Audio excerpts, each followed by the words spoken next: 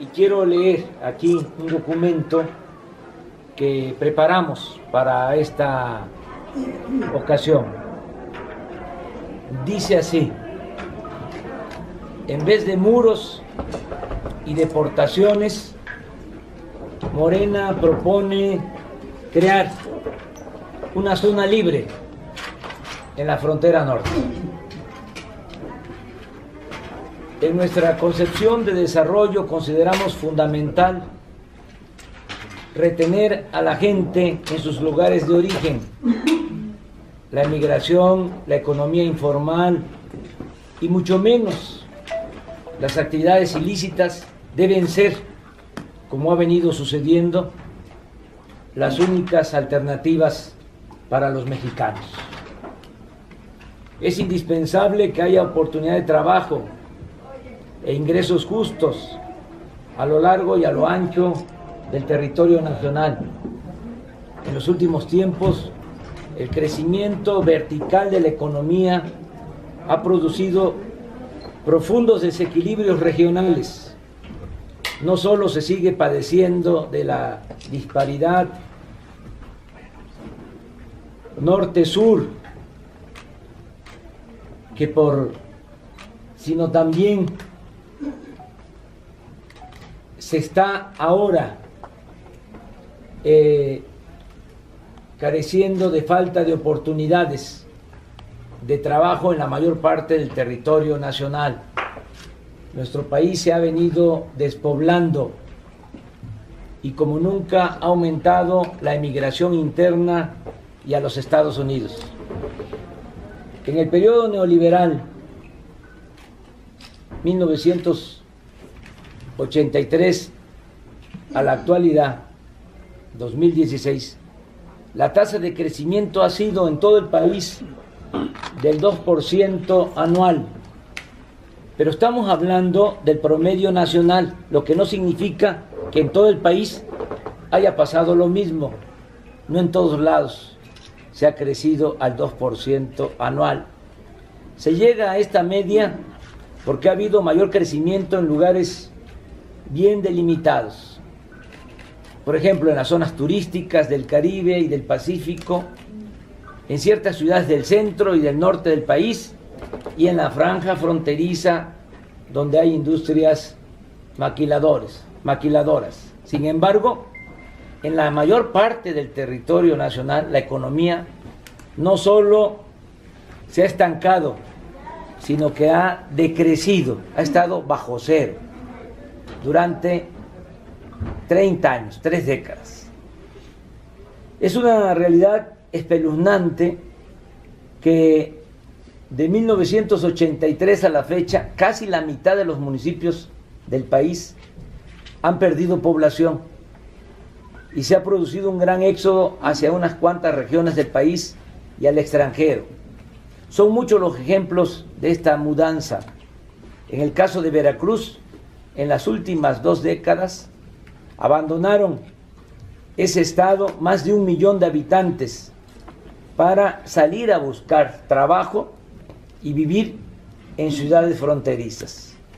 En otras palabras, el México de hoy es un país semivacío, caracterizado por la migración, la marginación y la pobreza, con pequeños islotes de crecimiento o progreso, que ya, por cierto, están siendo afectados por la crisis, como es el caso particular de las ciudades fronterizas, que otrora permitían a muchos mexicanos conseguir trabajo y bienestar. Por eso consideramos importante no dejar caer la economía en la zona fronteriza del país. Ya expresamos, y lo repito, que habrá desarrollo desde abajo y se regresará al campo, pero no se debe desaprovechar la enorme ventaja que significa nuestra vecindad en más de 3,000 kilómetros con el país de mayor fortaleza económica y comercial del mundo. En la actualidad, las ciudades y pueblos fronterizos de Tamaulipas, Nuevo León, Coahuila, Chihuahua, Sonora y Baja California padecen de crisis económica, de bienestar social y de seguridad, mejor dicho, de inseguridad. A pesar de ello, es notoria la desatención del gobierno federal. Con Calderón solo se construyeron costosísimas instalaciones aduanales que ahora son elefantes azules, auténticos monumentos a la corrupción. Y con Peña, no hay que olvidarlo, se aumentó el IVA en la zona fronteriza del 11 al 16%, es decir, más del 30% de impuesto al consumo. Un ejemplo de esta desatención es lo que ha pasado con la industria maquiladora, que en 20 años, en vez de consolidarse, ha venido perdiendo terreno a partir de la expansión que ha significado el avance de la maquila en países asiáticos, en particular en China. El desempleo y los bajos salarios en las ciudades fronterizas son una amarga realidad y siguen siendo una de las principales causas de la violencia, desempleo y bajos salarios. Originan, generan, promueven la violencia. De modo que nuestro gobierno creará en la frontera norte una franja económica estratégica o zona libre. En términos concretos, se buscará aplicar la recomendación de especialistas y empresarios de la frontera norte para evitar las regulaciones innecesarias, no imponer gravámenes excesivos a las empresas que desean establecerse en la región y no dejar de considerar el establecimiento de una zona franca similar a la que operan en otras regiones del mundo, como China, en su zona costera estratégica, que ha permitido crecer a este país de manera notable. Aunque en su momento se presentará el programa integral para la frontera norte, vamos a presentar en su momento un programa integral para la frontera norte. Desde ahora adelanto algunas ideas y acciones concretas. 1. Habrá una política fiscal especial que incluya la reducción del IVA y del impuesto sobre la renta. 2. Precios competitivos y homologados a Estados Unidos en combustibles y electricidad. 3. Vamos a trasladar las 19 aduanas de la frontera norte 20 kilómetros tierra adentro de la línea divisoria. 4. Se impulsará la educación pública, la ciencia y el desarrollo tecnológico. 5. Se establecerá un salario mínimo especial para cumplir con lo que ordena la Constitución sobre el derecho a un ingreso justo y remunerador. 6. Se garantizará el derecho a la seguridad social. Habrá atención médica y medicamentos gratuitos y pensiones de manera universal, es decir, a todos los adultos mayores. Y 7. Se pondrá en práctica un programa de desarrollo urbano para introducir agua, drenaje, pavimentar calles, alumbrado público, centros deportivos, recreativos y culturales, guarderías y mejoramiento, ampliación y construcción de vivienda. Esto es lo que proponemos desde nuestra visión libre y soberana. También es importante, sobre todo en estos momentos, subrayar que al triunfo de nuestro movimiento en 2018, la relación con el gobierno de Estados Unidos buscará fincarse en el respeto y el beneficio mutuo.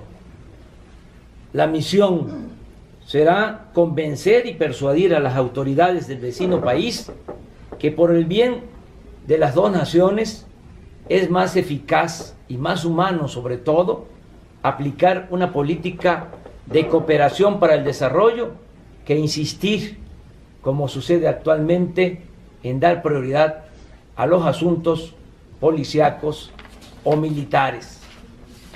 Los problemas de índole económico-social no se resuelven con medidas coercitivas. Tampoco se detendrá el flujo migratorio construyendo muros, haciendo redadas, deportando o militarizando la frontera. Los mexicanos que van a buscarse la vida a Estados Unidos lo hacen por necesidad, no por gusto. Lo arriesgan todo para tener un trabajo y mitigar su hambre y su pobreza.